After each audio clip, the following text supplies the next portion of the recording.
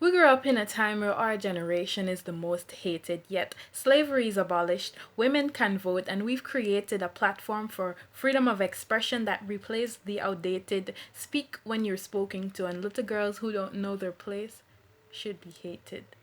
We grew up on do as I say, but not as I do, so we were expected to be influenced by words and not actions. In other words, not be human, but a fraction of ourselves combined with a whole lot of our parents' pretense and a pinch of no disrespect, aka self defense, which never made sense. But what should make sense is to take abuse at home and still have the common sense to avoid it when we're on our own, to know the difference between I'm only beating you because I love you to I'm only beating you because I love you, right? It's funny how every alternative suggestion turns to a fight and the home becomes a battlefield instead of a place of comfort, leaving us to yearn and hunger for a relationship with the ones that birthed us. So we seek an alternative suggestion and it turns to a fight. It's a cycle we have to break, the cycle of I'm doing it to you because it happened to me and I turned out fine. This is a different time and the suicide rate is at an all-time high because you think it's a crime to try encouragement instead of punishment sometimes. Instead of Olive, you made a mistake, you're better. And I know it. It's Olive, you stupid, just like your father, and it's showing. Let's break the cycle where we embrace the norms of our colonizers and put our children to kneel on graters. This tactic that is engraved in us to gain control by placing someone beneath us came from when we were enslaved and paved the way for the destruction of self esteem to gain and maintain respect.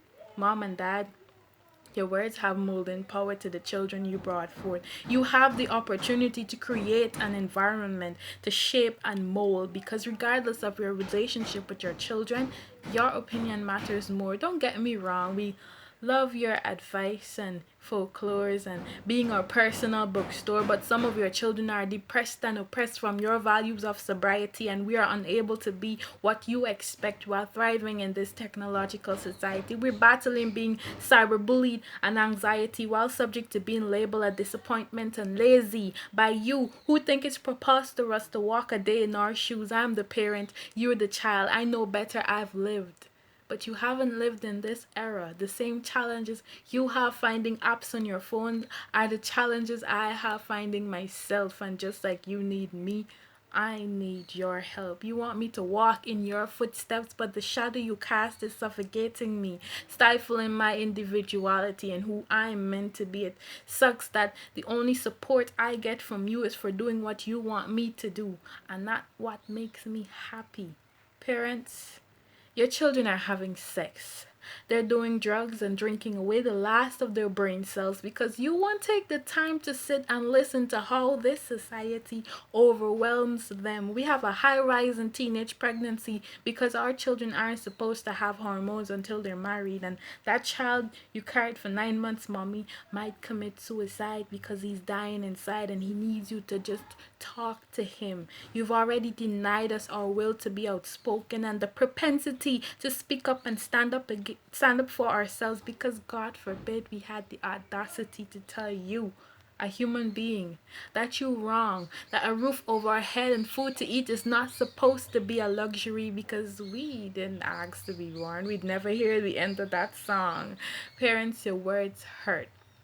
We take them with us throughout our lives. You can't tell us we're stupid and expect us to make smart decisions, right? We need more conversations and less fights.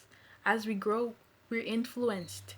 As globalization and adolescence takes precedence over our lives and religion becomes more commercialized and an excuse to berate and lose faith in us, we're constantly asked to do the impossible and go back to the past where things were seemingly better, but at the same time expected to cope with that past, present, and control our future.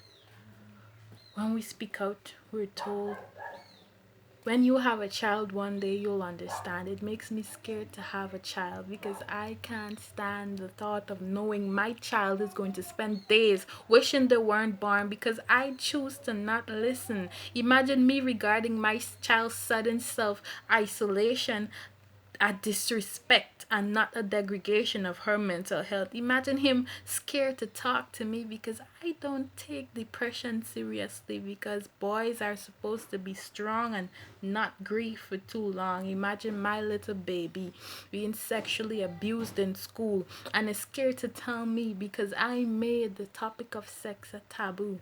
I speak on behalf of many of us in this last appeal. We need you to listen and not just hear. As for breaking the cycle, let's work together and get in there.